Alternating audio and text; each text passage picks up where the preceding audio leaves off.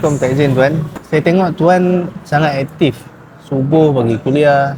Lepas tu habis kuliah pergi Manarah pula layan pesakit. Lepas tu tengah hari pun tuan pergi kuliah lagi. Lepas tu maghrib ada program, macam-macam program lah. Lepas tu kita ada tawajuh lagi tuan. Lepas tu sampai tengah malam kadang-kadang. Itu sampai setiap hari tuan. Lepas tu besok paginya tuan pergi contohnya pergi ke utara, pergi pantai timur, program kat sana untuk 2 hari.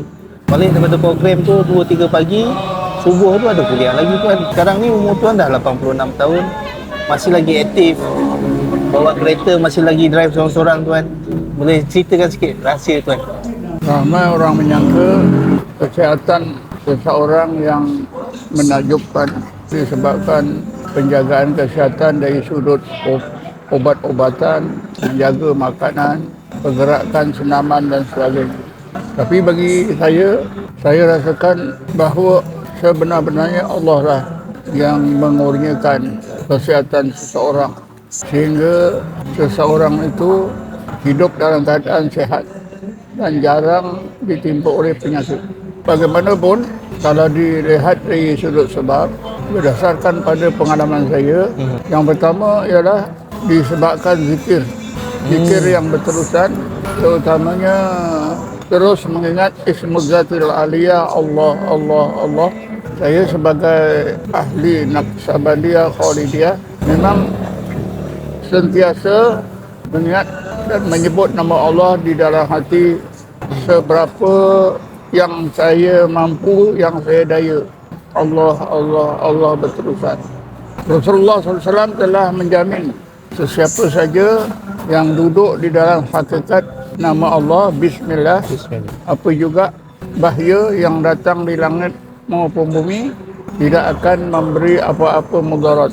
Rasulullah SAW bersabda, Bismillahilladzi la yadurru ma'asmi syai'un fil ardi wa la fis sama' wa huwas samiul alim.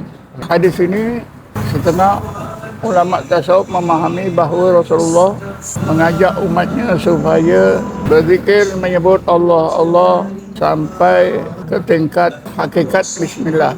Apabila seseorang mukmin duduk dalam hakikat Bismillah, maka Rasulullah sebutkan alladzi la yadurru ma'asmi syai'un fil ardi wa la fis sama' wa huwas samiul alim.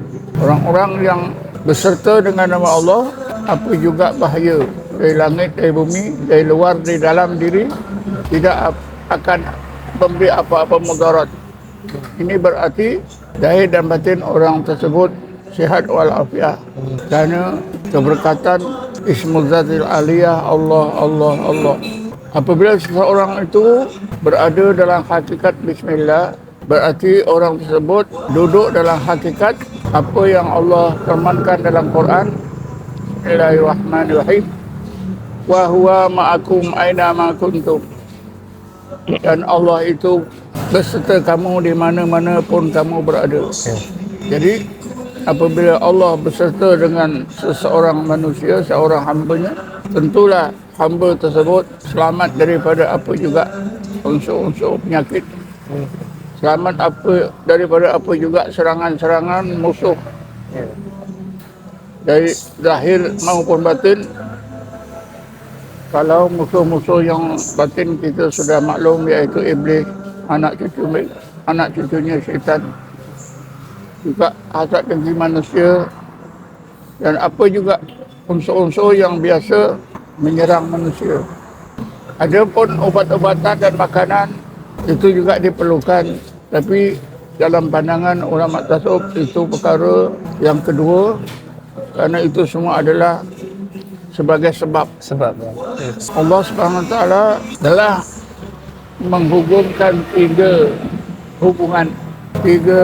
hakikat hubungan: sebab, musabbab dan musabbibal asbab.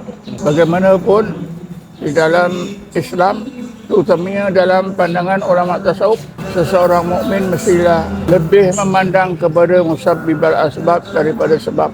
Wajib mengadakan sebab, tetapi tidak boleh bergantung pada sebab.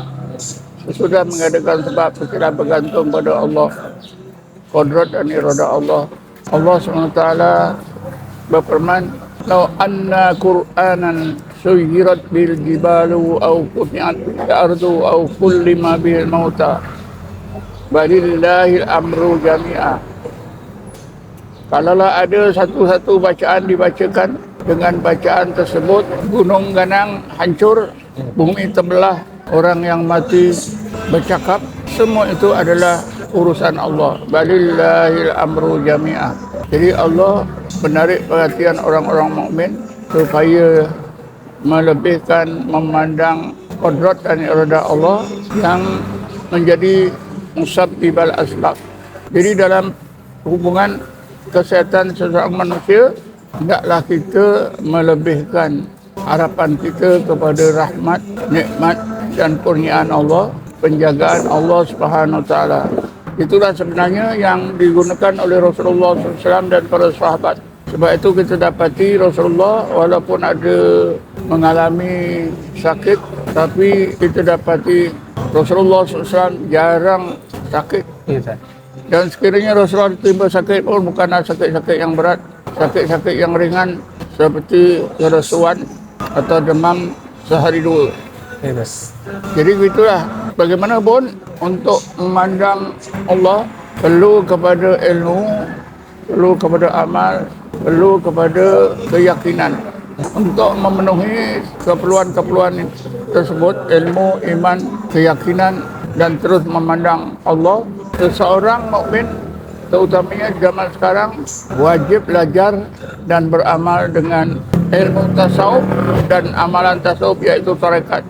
Di sinilah setengah masyarakat telah melakukan kesilapan besar kerana mereka belajar tasawuf bersungguh-sungguh siang malam berguru belajar tasawuf ke sana kemari, tapi sayangnya mereka tidak bertarekat. Jadi ibarat kata berilmu tapi tak beramal.